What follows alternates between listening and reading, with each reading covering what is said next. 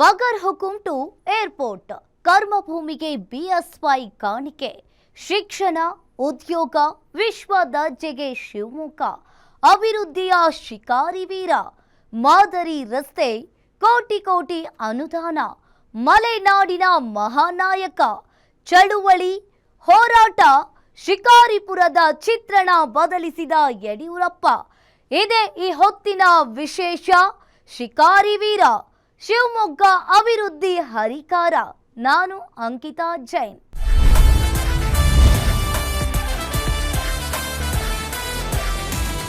ಅಭಿವೃದ್ಧಿ ಅಂದ್ರೆ ಯಡಿಯೂರಪ್ಪ ಅಂದ್ರೆ ಅಭಿವೃದ್ಧಿ ಇವರ ತವರು ಜಿಲ್ಲೆ ಶಿವಮೊಗ್ಗ ಇವತ್ತು ವಿಶ್ವ ದರ್ಜೆಗೆ ಇದೆ ಅಂದ್ರೆ ಅದಕ್ಕೆ ಕಾರಣೀಭೂತರು ಯಡಿಯೂರಪ್ಪನವರು 70ರ ದಶಕದಿಂದ ರೈತ ಹೋರಾಟಕ್ಕೆ ಧುಮುಕಿ ಇಡೀ ಜಿಲ್ಲೆಯಲ್ಲೇ ಕ್ರಾಂತಿಯನ್ನ ಸೃಷ್ಟಿಸಿದ ಛಲದಂಕಮಲ್ಲ ಇವರು ರಸ್ತೆ ನೀರು ಶಿಕ್ಷಣ ಉದ್ಯೋಗ ಹೀಗೆ ಪ್ರತಿ ಸೆಕ್ಟರ್ನಲ್ಲೂ ಕೂಡ ಶಿವಮೊಗ್ಗ ಜಿಲ್ಲೆಗೆ ಕೊಟ್ಟ ಕೊಡುಗೆ ಬಹಳ ದೊಡ್ಡದು ಯಡಿಯೂರಪ್ಪನವರ ಸಾರ್ಥಕ 50 ವರ್ಷಗಳ ರಾಜಕೀಯ ಜೀವನದ ಹೊತ್ತಿನಲ್ಲಿ ಶಿವಮೊಗ್ಗಕ್ಕೆ ಬಿಎಸ್ವೈ ಕೊಟ್ಟ ಕೊಡುಗೆಯನ್ನ ಮೆಲುಕು ಹಾಕಲೇಬೇಕು.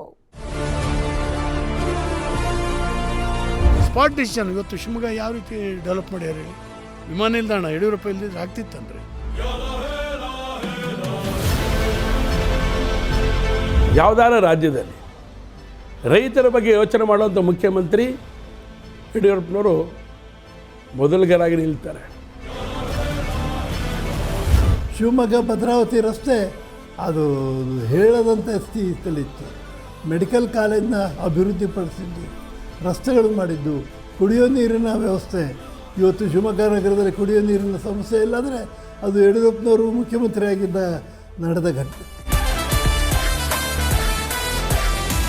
ಹೌದು, ಮಲೆನಾಡಿನ ಹೆಬ್ಬಾಗಿಲು ಶಿವಮೊಗ್ಗ ಅಂದ್ರೆ ಅದು ಬಿಎಸ್ ಯಡಿಯೂರಪ್ಪನವರ ಕೋಟೆ. 70-80ರ ದಶಕದಲ್ಲಿ ಮಲೆನಾಡು ಭಾಗದಲ್ಲಿ ಬಗರ್ ಹುಕುಂ ಅನ್ನೋ ಅತಿ ದೊಡ್ಡ ಹೋರಾಟ ನಡೆದಿತ್ತು. ಅಂದು ಕಂಗಾಲಾಗಿದ್ದ ರೈತರಿಗೆ ಆಪದ್ ಬಾಂಧವರಾಗಿ ಕಂಡಿತ್ತು ಇದೇ ಬಿಎಸ್ವೈ. ಜನ್ಮಭೂಮಿ ಮಂಡ್ಯದ ಪೂಕನ ಕೆರೆಯಿಂದ ಶಿವಮೊಗ್ಗದ ಶಿಕಾರಿಪುರಕ್ಕೆ ಅಂದು ಎಂಟ್ರಿ ಕೊಟ್ಟು ಕರ್ಮಭೂಮಿಯನ್ನಾಗಿ ಮಾಡಿಕೊಂಡ ಯಡಿಯೂರಪ್ಪ ನೆಮ್ಮದಿಯಿಂದ ಇದ್ದ ದಿನಗಳೇ ಇಲ್ಲ. ಶಿಕಾರಿಪುರದ ವೀರಭದ್ರ ಶಾಸ್ತ್ರಿಗಳ ಅಕ್ಕಿ ಗಿರಣಿಯಲ್ಲಿ ಕೆಲಸವನ್ನ ಮಾಡುತ್ತಾ ಶುರುವಾದ ಕಾಯಕ ಇಡೀ ಶಿವಮೊಗ್ಗದ ಅಭಿವೃದ್ಧಿಗೆ ನಾಂದಿ ಹಾಡಿತ್ತು.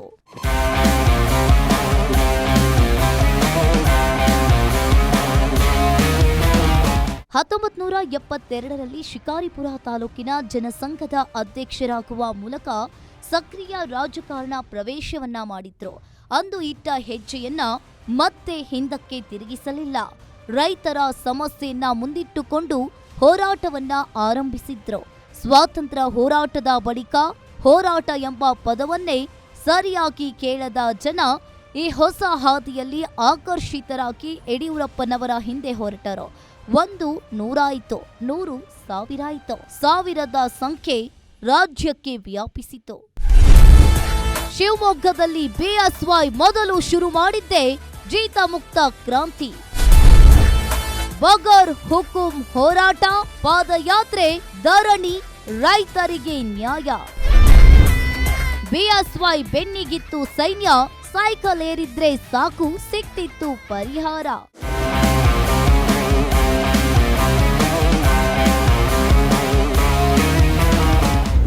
ಜೀತದಾಳುಗಳ ಹೋರಾಟ ಮಾಡಿದ್ರು.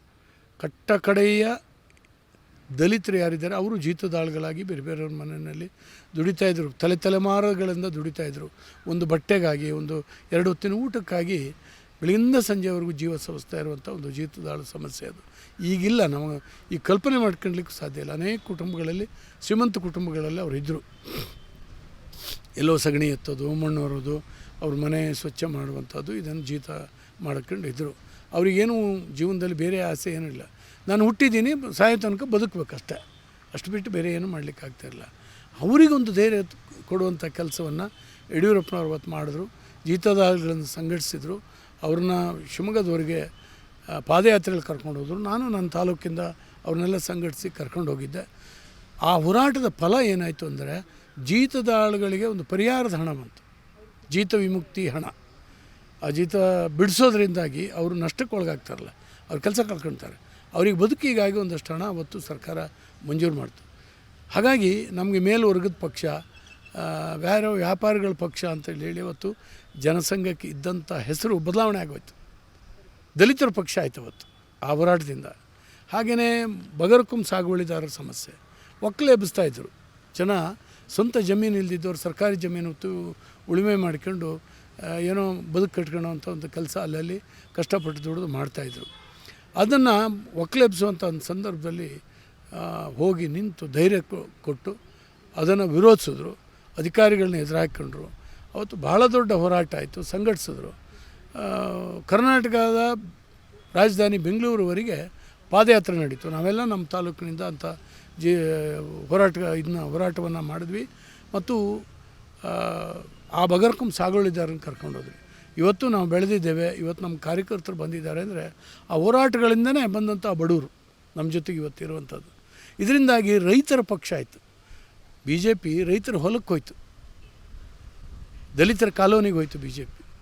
ನಾವು ಮೇಲ್ವರ್ಗದವರ ಪಕ್ಷ ಅಲ್ಲ, ಈ ತಳಮಟ್ಟದ ಒಂದು ರಕ್ಷಕರು ನಾವು. ಆ ಪಕ್ಷ ಪ್ರಾಮಾಣಿಕವಾಗಿ ನಮ್ಮ ಜೊತೆ ನಿಂತ್ಕೊಂಡಿದೆ ಅಂತ ಅವ್ರಿಗೆ ಖಾತ್ರಿ ಬಂತು. ಇದರಿಂದಾಗಿ ಏಕ್ದಮ್ BJPಯ ಸಂಘಟನೆಗೆ ಒಂದು ದೊಡ್ಡ ಶಕ್ತಿ ಕರ್ನಾಟಕ ರಾಜ್ಯದಲ್ಲಿ ಸಿಕ್ತು. ಶಿಕಾರಿಪುರಕ್ಕೆ ಆರಂಭದಲ್ಲಿ ಎಂಟ್ರಿ ಕೊಟ್ಟಾಗ BSYಗೆ ಕೇವಲ RSS ಮೇಲೆ ಮಾತ್ರ ಒಲವಿತ್ತು. ಆಗ ಶಿಕಾರಿಪುರದಲ್ಲಿ RSS ನೆಲೆ ಕೂಡ ಇರಲಿಲ್ಲ. ಆಗ BSY RSS ದೇಯ ಮತ್ತದರ ಚಟುವಟಿಕೆ ಶುರು ಮಾಡಿದ್ರು. ಇಡೀ ತಾಲೂಕು ಜಿಲ್ಲೆಗೆ ಹರಡಿಸಿದ್ರು. 1975ರಲ್ಲಿ ಶಿಕಾರಿಪುರ ಪುರಸಭಾ ಸದಸ್ಯರಾಗಿ ಆಯ್ಕೆಯಾದ ಬಳಿಕ BSY ಪುರಸಭೆಗೆ ಮಾತ್ರ ಸೀಮಿತವಾಗಿರಲಿಲ್ಲ. ಒಬ್ಬ ಜನಪ್ರತಿನಿಧಿ ಹೇಗೆ ಕೆಲಸ ಮಾಡಬಹುದು ಅನ್ನೋದನ್ನ ಮೊದಲ ಬಾರಿ ತೋರಿಸಿಕೊಟ್ರು. ಶಿಕಾರಿಪುರದ ನೀರು, ವಿದ್ಯುತ್, ರಸ್ತೆ, ಸ್ವಚ್ಛತೆ ಸಮಸ್ಯೆಗಳನ್ನ ಮುಂದಿಟ್ಟುಕೊಂಡು ಕೆಲಸವನ್ನ ಮಾಡತೊಡಗಿದ್ರು. ಪುರಸಭೆಯಲ್ಲಿ ಎಂದು ಕುರ್ಚಿಗೆ ಅಂಟುಕೊಳ್ತಾ ಇರಲಿಲ್ಲ. ನಿತ್ಯ ಬೆಳಿಗ್ಗೆ ಸೈಕಲ್ ಏರಿ ಊರು ಕೇರಿ ಸುತ್ತಾ ಇದ್ರು. ಅದುವರೆಗೂ ಅಂತಹ ಮನುಷ್ಯರನ್ನ ಕಾಣದ ಶಿವಮೊಗ್ಗದ ಜನ ಯಡಿಯೂರಪ್ಪನವರನ್ನ ಅಚ್ಚರಿಯಿಂದ ನೋಡತೊಡಗಿದ್ರು.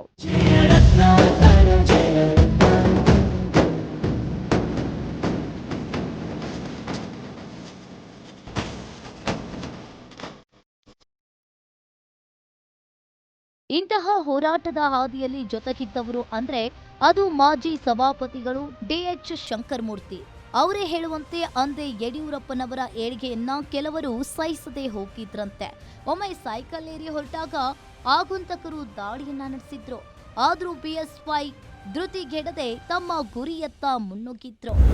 ಶ್ರೀಯುತ ಯಡಿಯೂರಪ್ಪನವರು ರಾಜಕೀಯ ಜೀವನದಲ್ಲಿ ಒಂದು ಅದ್ಭುತ ಸಾಧನೆ ಮಾಡಿದ ಒಬ್ಬ ವ್ಯಕ್ತಿ. ಅವರ ರಾಜಕೀಯ ಜೀವನದ 50 ವರ್ಷಗಳ ಸಮಾರಂಭ ಸದ್ಯದಲ್ಲೇ ನಡೀತಾ ಇದೆ. ಸೂಕ್ತವಾಗಿದೆ. ಕಾರಣ, ಯಡಿಯೂರಪ್ಪನವರು ಯಾವುದೇ ಒಂದು ಪಾರಂಪರಿಕ ರಾಜಕೀಯ ಕುಟುಂಬದಲ್ಲಿ ಹುಟ್ಟಿದವರಲ್ಲ, ಅಥವಾ ಒಬ್ಬ ಶ್ರೀಮಂತ ಮನೆಯಲ್ಲಿ ಜನ್ಮ ತಾಳಿದ ವ್ಯಕ್ತಿಯೂ ಅಲ್ಲ. ಆದರೆ ಜನ್ಮತಃ ಅವರಿಗೆ ಒಂದು ಬಡವರ ಪರವಾಗಿ, ರೈತರ ಪರವಾಗಿ, ಮಹಿಳೆಯರ ಪರವಾಗಿ ಕಳಕಳಿ ಇದ್ದದ್ದನ್ನು ಸಣ್ಣ ವಯಸ್ಸಿನಲ್ಲಿ ಅವರು ವ್ಯಕ್ತಪಡಿಸ್ತಾ ಇದ್ದದ್ದನ್ನು ನಾವು ನೋಡ್ತಾ ಇದ್ವಿ. ಅವರ ರಾಜಕೀಯ ಜೀವನ ಭಾಳ ಕಷ್ಟದ ದಿನಗಳಲ್ಲಿ, ಅಂದರೆ ರಾಜಕೀಯವಾಗಿ ಕಷ್ಟದ ದಿನಗಳು. ಅವತ್ತು ನಮ್ಮ ಪಕ್ಷದಲ್ಲಿ ಯಾರೇ ಒಬ್ಬ MLA ಇರಲಿಲ್ಲ, MLC ಇರಲಿಲ್ಲ, ಯಾರೂ ದೊಡ್ಡ ನಾಯಕರು ನಮ್ಮ ರಾಜ್ಯದಲ್ಲಿ ಇರಲಿಲ್ಲ. ಅಂಥ ದಿನಗಳಲ್ಲಿ ಅವರು ಶಿಕಾರಿಪುರದಂಥ ಒಂದು ಸಣ್ಣ ಊರಿನಲ್ಲಿ ಅಲ್ಲಿ ಅವರು ಪಕ್ಷವನ್ನು ಸಂಘಟನೆ ಮಾಡಿ ಮುನ್ಸಿಪಲ್ ಚುನಾವಣೆಯನ್ನು ಗೆದ್ದು ಅಧ್ಯಕ್ಷರಾಗ್ತಾರೆ. ಇದನ್ನು ಆಗಲೇ ಅವರ ರಾಜಕೀಯ ವಿರೋಧಿಗಳು ಸಹಿಸದೆ ಅವರು ರಸ್ತೆಯಲ್ಲಿ ನಡೆದು ಊರನ್ನ ವೀಕ್ಷಣೆ ಹೋಗ್ತಾ ಇರುವಾಗ ಅವ್ರನ್ನ ಹಿಂದ್ಗಡೆಯಿಂದ ಬಂದು ಒಂದು ಬಲವಾಗಿ ಹೊಡೆತ ತಲೆಯ ಮೇಲೆ ಒಂದು ಏಟನ್ನು ಕೊಟ್ಟು ಅವರು ತಲೆ ಒಡೆದು ರಕ್ತಸ್ರಾವದಿಂದ ಇನ್ನೇನು ಸತ್ಯ ಹೋದ್ರು ಅನ್ನೋ ಸ್ಥಿತಿಯಲ್ಲಿ ಅವರು ಯಡಿಯೂರಪ್ಪನವ್ರು ಬರ್ತಾರೆ, ಬೀಳ್ತಾರೆ.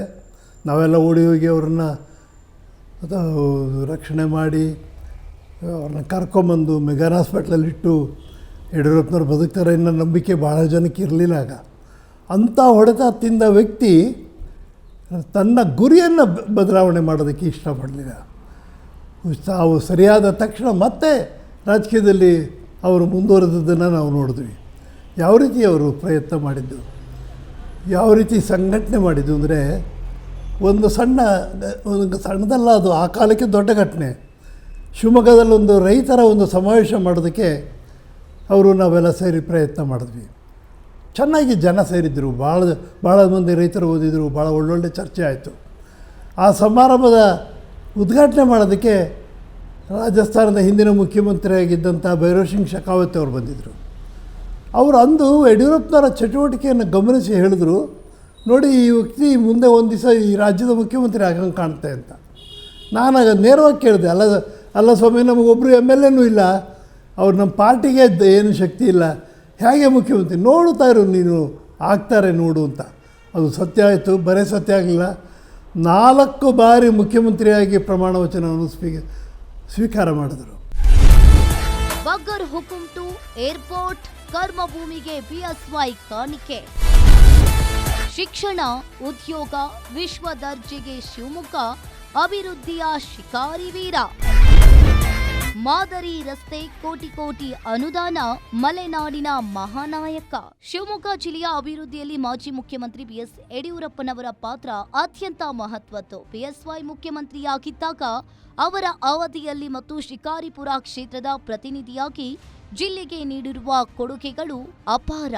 ಶಿವಮೊಗ್ಗದ ಸೊಗಾಣಿಯಲ್ಲಿ ಅತ್ಯಾಧುನಿಕ ವಿಮಾನ ನಿಲ್ದಾಣ ನಿರ್ಮಾಣಕ್ಕೆ ಮುನ್ನುಡಿಯನ್ನ ಬರೆದವರು ಯಡಿಯೂರಪ್ಪ. ಈ ವಿಮಾನ ನಿಲ್ದಾಣಕ್ಕೆ ಅವರ ಹೆಸರಿಡುವ ಪ್ರಸ್ತಾವನೆಯೂ ಇತ್ತು. ಆದರೆ ಅದೆಲ್ಲವನ್ನ ತಿರಸ್ಕರಿಸಿ ಮಲೆನಾಡಿನ ಭಾಗಕ್ಕೆ ಸಂಪರ್ಕವನ್ನ ಕಲ್ಪಿಸುವ ಈ ಏರ್ಪೋರ್ಟ್ಗೆ ರಾಷ್ಟ್ರಕವಿ ಕುವೆಂಪು ಹೆಸರಿಡುವ ಮೂಲಕ ಸಾರ್ಥಕತೆಯನ್ನ ಮೆರೆದ್ರು. ಇನ್ನು ಶಿವಮೊಗ್ಗ ಜಿಲ್ಲೆಯಾದ್ಯಂತ ರಸ್ತೆ ಸಂಪರ್ಕ, ಸೇತುವೆಗಳ ನಿರ್ಮಾಣ ಮತ್ತು ನೀರಾವರಿ ಯೋಜನೆಗಳಿಗೆ ಭಾರಿ ಅನುದಾನ ಬಿಡುಗಡೆ ಮಾಡಿದ್ದಾರೆ. ಶಿವಮೊಗ್ಗದಲ್ಲಿ ವೈದ್ಯಕೀಯ ಕಾಲೇಜು, ಎಂಜಿನಿಯರಿಂಗ್ ಕಾಲೇಜುಗಳ ಉನ್ನತೀಕರಣ ಮತ್ತು ಮಲೆನಾಡು ಭಾಗದಲ್ಲಿ ಉತ್ತಮ ಆರೋಗ್ಯ ಸೌಲಭ್ಯಗಳನ್ನು ಒದಗಿಸಲು ಆದ್ಯತೆ ನೀಡಿದ್ದಾರೆ. ವಿಷನ್, ವಿಶೇಷವಾದಂಥ ವಿಷನ್. ಕಾಲೇಜುಗಳು ಎಷ್ಟು 65 ಕಾಲೇಜು ಒಂದು ದಿನ ಮಂಜೂರು ಮಾಡಿದ್ರು. ಶಂಕರಮೂರ್ತಿಯವರು ಉನ್ನತ ಶಿಕ್ಷಣ ಸಚಿವರಾಗಿದ್ದರು, ಇವರು ಮುಖ್ಯಮಂತ್ರಿ ಆಗಿದ್ದರು. ಒಂದು ದಿನ ನಿಂತ ಸ್ಪಾಟ್ನಲ್ಲಿ 65 ಕಾಲೇಜುಗಳನ್ನು ಮಂಜೂರು ಮಾಡಿದ್ರು. ಇವತ್ತು ತೀರ್ಥಹಳ್ಳಿಯ ನನ್ನ ಕಾನ್ಸ್ಟಿಟ್ಯೂನ್ಸಿನಲ್ಲಿ ಒಂದು ಕಾಲೇಜಿದೆ, 1400 ಮಕ್ಕಳಿದ್ದಾರೆ. 1000 ಬರೀ ಹೆಣ್ಮಕ್ಳು ಓದ್ತಾ ಇದ್ದಾರೆ, ದಲಿತರ ಮಕ್ಕಳು ಓದ್ತಾ ಇದ್ದಾರೆ, ಅಲ್ಪಸಂಖ್ಯಾತರ ಮಕ್ಕಳು ಓದ್ತಾ ಇದ್ದಾರೆ. ಯಾಕಂದರೆ ಬಡವರು ಬೇರೆ ಬೇರೆ ಕಡೆ ಡೊನೇಷನ್ ಕೊಟ್ಟು ಓದಲಿಕ್ಕೆ, ಎಜುಕೇಷನ್ ಮಾಡಲಿಕ್ಕೆ ಆಗದಿದ್ದಂಥವ್ರು ಇವತ್ತು ಅವ್ರು ಕೊಟ್ಟಂಥ ಕಾಲೇಜಿನಲ್ಲಿ ಇವತ್ತು ಕಲಿತಾ ಇದ್ದಾರೆ. ರಿಪ್ಪನ್ಪೇಟೆನಲ್ಲಿ ಒಂದು ಕಾಲೇಜ್ ಕೊಟ್ಟಿದ್ದಾರೆ. ಎಷ್ಟು ಒಳ್ಳೆಯದಾಗಿದೆ.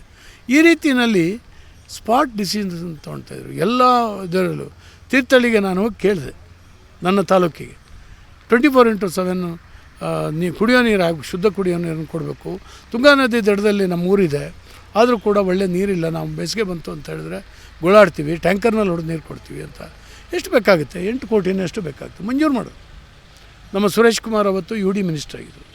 ಇವತ್ತು 24x7 ಆ ನೀರಿನ ಸೌಲಭ್ಯ ಕೊಡುವಂಥ ಇವತ್ತು ಅನುಷ್ಠಾನಕ್ಕೆ ಪ್ರಾಮಾಣಿಕವಾಗಿ ಅನುಷ್ಠಾನ ತಂದಿರ್ತಕ್ಕಂಥ ಮೊದಲನೆಯ ಟೌನ್ ಇದು ತೀರ್ಥಹಳ್ಳಿ. ಇವತ್ತೊಂದು ಗೃಹ ಪ್ರವೇಶಕ್ಕೆ ಹೋಗಿದ್ದೆ ನಾನು, 3ನೇ ಮಾಡಿ ಮೇಲೆ ನಿಂತ್ಕೊಂಡಿದ್ವಿ. ಅವು ಮೇಲ್ಗಡೆ ಒಂದು ಟ್ಯಾಂಕ್ ಕಟ್ಟಿದ್ದ. ಅವನು ಯಾಕೆ ಟ್ಯಾಂಕ್ ಕಟ್ಟಿದೆ ಕೇಳಿದೆ. ಇಲ್ಲಣ್ಣ ಇದನ್ನು ಕಟ್ಟಿಡೋಣ ಅಂತೇಳಿ ಹೇಳಿ ಅವತಾರ ತೊಂದರೆ ಆದರೆ ಬೇಕು ಅಂತ. ಈಗೇನು ಇಲ್ಲೂ ಕೂಡ ಫೋರ್ಸಲ್ಲಿ ಬರ್ತದೆ ಅಂತ ನಲ್ಲಿ ತಿರುಗಿಸಿ ತೋರಿಸ್ದೆ. 3ನೇ ಮಾಡಿ ಮೇಲೆ ಸೊಂಪು ಬೇಡ, ಅವನಿಗೆ ಮೋಟ್ರ್ ಹಾಕೋಣದ ಅವಶ್ಯಕತೆ ಇಲ್ಲ.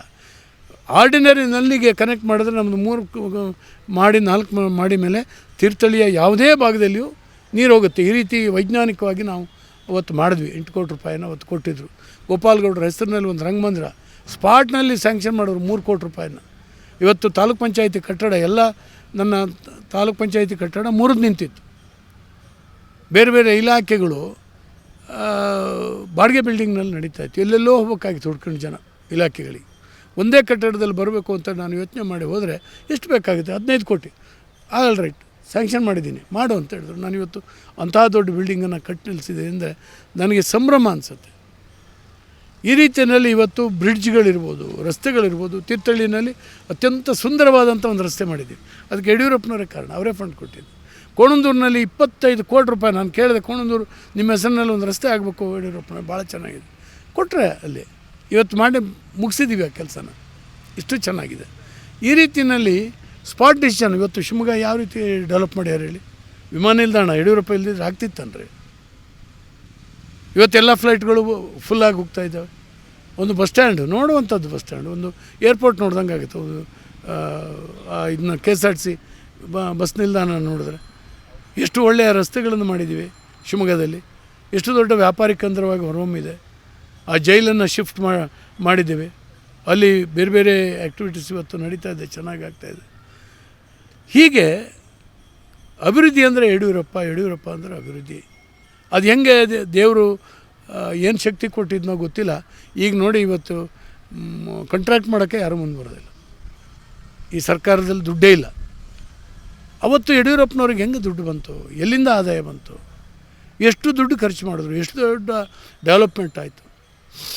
ಇದನ್ನು ಯೋಚನೆ ಮಾಡ್ಕೊಂಡ್ರೆ ಸ್ವಾತಂತ್ರ್ಯ ಬಂದ ಮೇಲೆ ಕರ್ನಾಟಕ ರಾಜ್ಯ ಯಡಿಯೂರಪ್ಪನವ್ರವರೆಗೆ ಒಂದು ಆಡಳಿತ, ಯಡಿಯೂರಪ್ಪನವ್ರದ್ದೇ ಒಂದು ಆಡಳಿತ. ಆ ತೂಕವೇ ಬೇರೆ. ಆ ರೆಕಾರ್ಡ್ ಅದೊಂದು ಹೊಸ ರೆಕಾರ್ಡ್. ಈ ರೀತಿ ಇವತ್ತು ಶಿವಮೊಗ್ಗದಲ್ಲಿ ಅಗ್ರಿಕಲ್ಚರ್ ಕಾಲೇಜ್ ಇರ್ಬೋದು, ವೆಟರ್ನರಿ ಯೂನಿವರ್ಸಿಟಿ ಇರ್ಬೋದು, ಅಗ್ರಿಕಲ್ಚರ್ ಯೂನಿವರ್ಸಿಟಿ, ಸಮಗ್ರ ಅಗ್ರಿಕಲ್ಚರ್ ಹಾರ್ಟಿಕಲ್ಚರ್ ಸೇರಿದಂತೆ ಅಗ್ರಿಕಲ್ಚರ್ ಯೂನಿವರ್ಸಿಟಿ ಅದು. ತಮ್ಮ ತವರು ಕ್ಷೇತ್ರವಾದ ಶಿಕಾರಿಪುರದಲ್ಲಿ ಮಾದರಿ ರಸ್ತೆಗಳು, ಸುಸಜ್ಜಿತ ಆಸ್ಪತ್ರೆಗಳು ಮತ್ತು ಶೈಕ್ಷಣಿಕ ಸಂಸ್ಥೆಗಳನ್ನು ನಿರ್ಮಿಸಿದ್ದಾರೆ. ಬಿಎಸ್ವೈ ಸಿಎಂ ಆಗಿದ್ದಾಗ 2019ರಿಂದ 2021 ಅವಧಿಯಲ್ಲಿ ಜಿಲ್ಲೆಗೆ ವಿವಿಧ ಯೋಜನೆಗಳಿಗಾಗಿ 1279 ಕೋಟಿ ರೂಪಾಯಿಗಳಿಗೂ ಹೆಚ್ಚಿನ ವಿಶೇಷ ಅನುದಾನವನ್ನ ಸಂಪುಟ ಸಭೆಯಲ್ಲಿ ಅನುಮೋದಿಸಿದ್ರು. ಅಷ್ಟೇ ಅಲ್ಲ, ನಗರ ಅಭಿವೃದ್ಧಿ ವಿಚಾರದಲ್ಲಿ ಶಿವಮೊಗ್ಗ ನಗರದಲ್ಲಿ ಉದ್ಯಾನವನಗಳು, ಸುಸಜ್ಜಿತ ರಸ್ತೆಗಳು ಮತ್ತು ಸ್ಮಾರ್ಟ್ ಸಿಟಿ ಯೋಜನೆಯಡಿ ಹಲವು ಕಾಮಗಾರಿಗಳನ್ನು ಕೈಗೆತ್ತಿಕೊಳ್ಳಲಾಗಿತ್ತು. ಶಿವಮೊಗ್ಗ ಜಿಲ್ಲೆಯನ್ನ ಶೈಕ್ಷಣಿಕ ಮತ್ತು ಮೂಲಸೌಕರ್ಯದ ಹಬ್ ಆಗಿ ಪರಿವರ್ತಿಸುವಲ್ಲಿ ಯಡಿಯೂರಪ್ಪ ಕೊಡುಗೆ ಅಪಾರ. ಒಂದು ಜಿಲ್ಲೆ ಸಮಗ್ರ ಅಭಿವೃದ್ಧಿ ಕಾಣಬೇಕು ಅಂದ್ರೆ ಅಲ್ಲಿನ ನಾಯಕರಿಗೆ ಬದ್ಧತೆ ಇರಬೇಕು, ಜೊತೆಗೆ ಶ್ರದ್ಧೆ, ಗುರಿ, ಛಲ, ಹಠವೂ ಇರಬೇಕು. ಅಂತಹ ಎಲ್ಲಾ ಗುಣಗಳನ್ನ ಹೊಂದಿರೋ BS ಯಡಿಯೂರಪ್ಪ ಇಡೀ ಶಿವಮೊಗ್ಗದ ಸಮಗ್ರ ಅಭಿವೃದ್ಧಿಯ ಹರಿಕಾರರು ಹೌದು. ಶಿವಮೊಗ್ಗದ ಅವರ ಒಡನಾಡಿಗಳು ಆಗಿರೋ ದಶಕಗಳಿಂದಲೂ ಅವರು ಹೋರಾಟದಲ್ಲಿ ಭಾಗಿಯಾಗ್ತಾ ಇರೋ ಶಾಸಕರು, ಉದ್ಯಮಿಗಳು ಕಂಡಂತೆ ಯಡಿಯೂರಪ್ಪ ಹೋರಾಟ ಮತ್ತು ಅಭಿವೃದ್ಧಿಯಲ್ಲಿ ಭಾರಿ ಹಠವಾದಿ.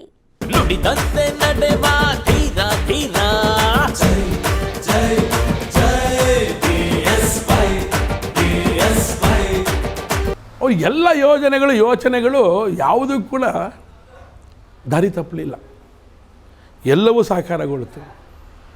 ಶಿವಮೊಗ್ಗದ ಗಾಂಧಿ BH ರೋಡ್ ಇವತ್ತು ಅವರಿದ್ದಾಗಲೇ, ನಮ್ಮ ಸರ್ಕಾರಗಳಿದ್ದಾಗಲೇ, ಯಡಿಯೂರಪ್ಪನವರಿದ್ದಾಗಲೇ ಆಗಿದ್ದು.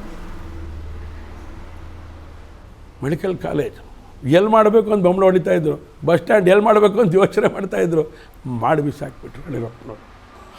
ಹಳ್ಳಿಗಳಲ್ಲಿ ಅಭಿವೃದ್ಧಿ ಬರೀ ಶಿವಮೊಗ್ಗ ಜಿಲ್ಲೆ ಒಂದೇ ಮಾಡಿದ್ದಲ್ಲ ಅವರು.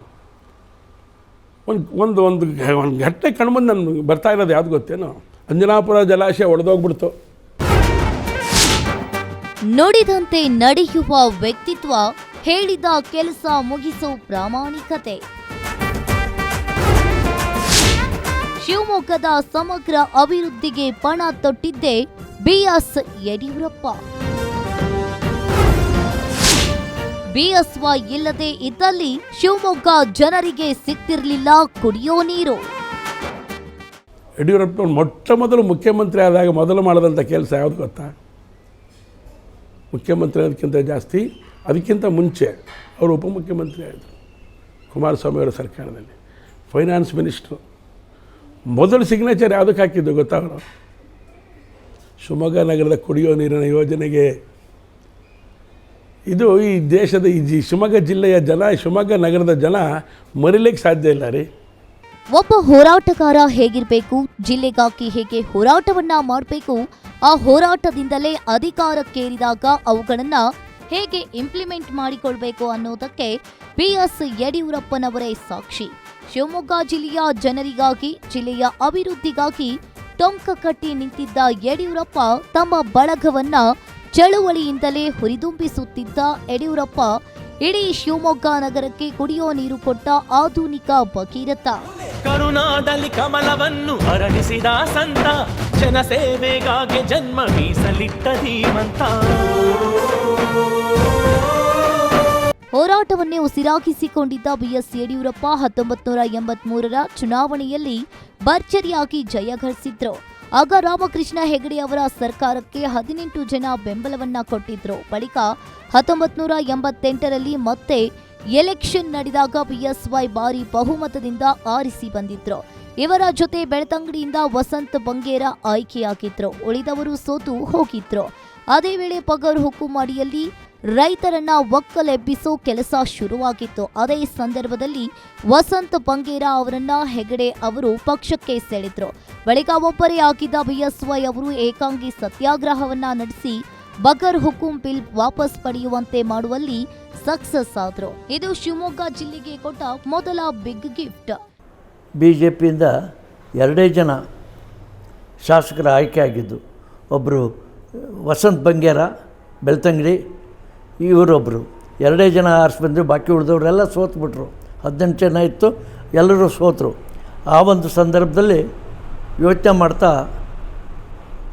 ಬಗರಕಂ ಸಾಗುವಳಿದಾರರನ್ನ ರೈತರನ್ನ ಒಕ್ಕಲೆಬ್ಬಿಸಬೇಕು ಅಂತಕ್ಕಂಥದ್ದು ಮತ್ತೆ ಚಾಲುವಾದವಾಗ ಯಡಿಯೂರಪ್ಪನವ್ರು ಒಬ್ಬರೇ ಇದ್ದರು. ವಸಂತ್ ಬಂಗೇರನ್ನ ರಾಮಕೃಷ್ಣ ಹೆಗಡೆಯವರು ಜನತಾ ಪಕ್ಷದವರು ಸೆಳ್ಕೊಂಡ್ರು. ಅವನು BJP ರಾಜೀನಾಮೆ ಕೊಟ್ಟು ಹೋದ, ಜನತಾ ಪಕ್ಷಕ್ಕೆ ಸೇರ್ಕೊಂಡ. ಆವಾಗ ಇವರೊಬ್ಬರೇ ಇದ್ದರು. ಅಸೆಂಬ್ಲಿ ಒಳಗೆ ಆ ಬಿಲ್ಲು ರಾಚಯ್ಯನವರು ಆ ಬಿಲ್ಲನ್ನು ತಂದರು, ಒಕ್ಕಲೆಬ್ಸೋಂಥ ಬಿಲ್ಲನ್ನು ತಂದಾವಾಗ ಯಡಿಯೂರಪ್ಪನವರು ಎದ್ದು ನಿಂತ್ಕೊಂಡು ಸತ್ಯಾಗ್ರಹ ಮಾಡಿದರು. ಏನು ಮಾಡೋದು, ರೈತರು ಎಲ್ಲ ಬಗರ್ಕುಂ ಸಾಗುವಳಿ ಎಲ್ಲ ಮಾಡಿದ್ದಾರೆ. ಶಿವಮೊಗ್ಗದ ಅಭಿವೃದ್ಧಿಯ ಶಿಖರಕ್ಕೆ ವಿಮಾನ ನಿಲ್ದಾಣವೇ ಕಿರೀಟ. ವಿಶ್ವ ದರ್ಜೆಯ ಸಿಗಂದೂರು ಸೇತುವೆ ಕೂಡ ಬಿಎಸ್ವೈ ಕೊಡುಗೆ. ಶಿವಮೊಗ್ಗ ಜಿಲ್ಲೆ ಇವತ್ತು ಇಡೀ ಜಗತ್ತಿಗೆ ಫೇಮಸ್ ಆಗ್ತಾ ಇದೆ. ಅದಕ್ಕೆ ಕಾರಣ ಅಭಿವೃದ್ಧಿಗೆ ಬಿಎಸ್ ಯಡಿಯೂರಪ್ಪ ಹಾಕಿದ ಬುನಾದಿ. ಅಭಿವೃದ್ಧಿಯ ಸಾಲಿನಲ್ಲಿ ಮೊದಲಿಗೆ ನಿಲ್ಲೋದು ಅಂತಾರಾಷ್ಟ್ರೀಯ ಮಟ್ಟದ ವಿಮಾನ ನಿಲ್ದಾಣ. ಸರಿಸುಮಾರು 250 ಕೋಟಿಗೂ ಅಧಿಕ ಖರ್ಚಿನಲ್ಲಿ ತಲೆ ಎತ್ತಿರೋ ಏರ್ಪೋರ್ಟ್ ಅನ್ನ ಜಿಲ್ಲೆಯ ಯಾವೊಬ್ಬ ನಾಯಕನೂ ಕೂಡ ಕಲ್ಪನೆ ಕೂಡ ಮಾಡಿರಲಿಲ್ಲ. ಅಂತಹ ಕಲ್ಪನೆ ಮಾಡಿದವರಲ್ಲಿ ಮೊದಲಿಗರು ಬಿಎಸ್ವೈ ಮಾತ್ರ. ನಿಜ ಹೇಳಬೇಕು ಅಂದ್ರೆ ಶಿವಮೊಗ್ಗದ ಕುವೆಂಪು ವಿಮಾನ ನಿಲ್ದಾಣ ಬಿಎಸ್ವೈ ಅವರ ಕನಸಿನ ಕೂಸು. ಇನ್ನು ಸಿಗಂದೂರು ಬ್ರಿಡ್ಜ್ ಸಾಗರ ತಾಲೂಕಿನ ಶರಾವತಿ ಹಿನ್ನೀರಿನ ಮೇಲೆ ನಿರ್ಮಿಸಲಾದ ಸಿಗಂದೂರು ಸೇತುವೆಯನ್ನ ಸುಮಾರು 473 ಕೋಟಿ ವೆಚ್ಚದಲ್ಲಿ ನಿರ್ಮಿಸಲಾಗಿದೆ. ಭಾರತದ 2ನೇ ಅತಿ ಉದ್ದದ ಅಂದ್ರೆ ಸುಮಾರು 2.44 ಕಿಲೋಮೀಟರ್ ಉದ್ದದ ಕೇಬಲ್ ಸ್ಟೇಡ್ ಸೇತುವೆ ಇದಾಗಿದೆ. ಇನ್ನು ಈ ಸೇತುವೆಯು ದಶಕಗಳ ಕಾಲದ ಬೇಡಿಕೆಯಾಗಿತ್ತು. ಇದರಿಂದ ಸಾಗರ ಮತ್ತು ಸಿಗಂದೂರು ನಡುವಿನ ಪ್ರಯಾಣದ ಸಮಯವನ್ನ 2 ಗಂಟೆಗಳಷ್ಟು ಕಡಿಮೆಯಾಗಿದೆ. ಈ ಸೇತುವೆಯಿಂದ ಸಾಗರ ಸಿಗಂದೂರು ನಡುವಿನ ಸುಮಾರು 40ರಿಂದ 50 ಕಿಲೋಮೀಟರ್ ಸುತ್ತಿನ ಪ್ರಯಾಣವು ನೇರ ರಸ್ತೆಯ ಮೂಲಕ ಸುಲಭವಾಗಿದೆ. ಇದರ ಜೊತೆಗೆ ಶರಾವತಿ ಹಿನ್ನೀರಿನ ಸುಂದರ ನೋಟವನ್ನ ಒದಗಿಸುವ ಈ ಸೇತುವೆ ಪ್ರವಾಸಿಗರಿಗೆ ಮತ್ತು ಪ್ರಸಿದ್ಧ ಸಿಗಂದೂರು ಚೌಡೇಶ್ವರಿ ದೇವಸ್ಥಾನಕ್ಕೆ ಬರುವ ಭಕ್ತರಿಗೆ ಪ್ರಮುಖ ಆಕರ್ಷಣೆಯಾಗಿದೆ. ಈಗ ಶಿವಮೊಗ್ಗ ಜಿಲ್ಲೆಗೆ ಬಂದರೆ ನಾನು ಯಾವಾಗಲೂ ಹೇಳ್ತೀನಿ, ಎಲ್ಲವೂ ಸ್ವಾಭಾವಿಕವಾಗಿ ನಡೆಯುತ್ತೆ. ಆದರೆ ಅಸ್ವಾಭಾವಿಕ ಅಂದರೆ ಇಲ್ಲಿ ಏರ್ಪೋರ್ಟ್ ಆಗಿರೋಂಥದ್ದು. ಏರ್ಪೋರ್ಟು ಕಲ್ಪನೆ 900 ಎಕರೆ ಜಾಗದಲ್ಲಿ 870 ಎಕರೆ ಜಾಗದಲ್ಲಿ ಕಲ್ಪನೆ ಮಾಡ್ಕೊಳ್ಳೋಕ್ಕಾಗಲ್ಲ. ಇವತ್ತು ಆ ಜಮೀನನ್ನು ಕೊಂಡ್ಕೊಳ್ಳೋಕ್ಕಾಗಲ್ಲ. ಬರೀ ಅದೇ ಒಂದು ಬಹುಶಃ 250-350 ಕೋಟಿ ಆಗ್ಬಿಡುತ್ತೆ ಏನೋ. ಈಗಿನ ಲೆಕ್ಕದಲ್ಲಿ ತಗೊಂಡ್ರೆ 824 2400 ಕೋಟಿ ಆಗುತ್ತೆ. 3 ಕೋಟಿ ಅಂತ ಇವತ್ತಿನ ಲೆಕ್ಕ ತಗೊಂಡ್ರೆ. ಮತ್ತು ಆ ಸಿಗಂದೂರು ಸೇತುವೆ ಒಂದು ವಿಶೇಷವಾಗಿ ಯಡಿಯೂರಪ್ಪನವರು ಪ್ರಾರಂಭ ಮಾಡಿದ್ರೂ ಅದರ ಏನು ಆ ವಿನ್ಯಾಸ ಅದನ್ನು ಫರ್ದರ್ ಅದು ರಾಘವೇಂದ್ರ ಅವರು ಯೋಗ ಅನ್ನೋಗೆ ಅಲ್ಲಿ ಕೇಂದ್ರದಲ್ಲಿ ಸಂಸದರಾಗಿದ್ದರು. ಅವರ ಒಂದು ಏನು ಅವ್ರಿಗೂ ಕೂಡ ಇವರು ಶಕ್ತಿಯನ್ನು ಜೋಡಿಸಿ ಅದು ಆಗಾಗ ಮಾಡಿದ್ದು. ಹೀಗೆ ಹೋರಾಟ, ಅಚಲ ನಂಬಿಕೆ, ವಿಶ್ವಾಸ, ಗುರಿ, ಛಲ, ಅಭಿವೃದ್ಧಿಯ ಹಠ ಹೊಂದಿರೋ ಬಿಎಸ್ ಯಡಿಯೂರಪ್ಪನವರಿಂದ ಇಡೀ ಶಿವಮೊಗ್ಗ ಜಿಲ್ಲೆ ಇವತ್ತು ಉನ್ನತ ಸ್ಥಾನದಲ್ಲಿದೆ. ಇಂತಹ ಶಿವಮೊಗ್ಗವು ಸ್ಮಾರ್ಟ್ ಸಿಟಿ ಯೋಜನೆಯಡಿ ಶಿವಮೊಗ್ಗ ಸ್ಮಾರ್ಟ್ ಸಿಟಿ ತುಂಗಾ ನದಿ ತೀರದ ಅಭಿವೃದ್ಧಿ ಮತ್ತು ಮೂಲ ಸೌಕರ್ಯ ವಿಸ್ತರಣೆಯೊಂದಿಗೆ ವೇಗವಾಗಿ ಅಭಿವೃದ್ಧಿಯನ್ನ ಹೊಂದುತ್ತಾ ಇದೆ.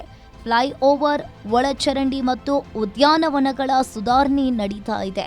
ಮಲೆನಾಡಿನ ಪ್ರವೇಶ ದ್ವಾರವಾಗಿ ಪರಿಸರ ಸ್ನೇಹಿ ನಗರೀಕರಣಕ್ಕೆ ಒತ್ತು ನೀಡಲಾಗಿದ್ದು ಅದೆಲ್ಲದಕ್ಕೂ ಕೂಡ ಕಾರಣ ಒನ್ ಆ್ಯಂಡ್ ಓನ್ಲಿ ಯಡಿಯೂರಪ್ಪ ಮಾತ್ರ. ನುಡಿದಂತೆ ನಡೆವ ಧೀರ ಧೀರ.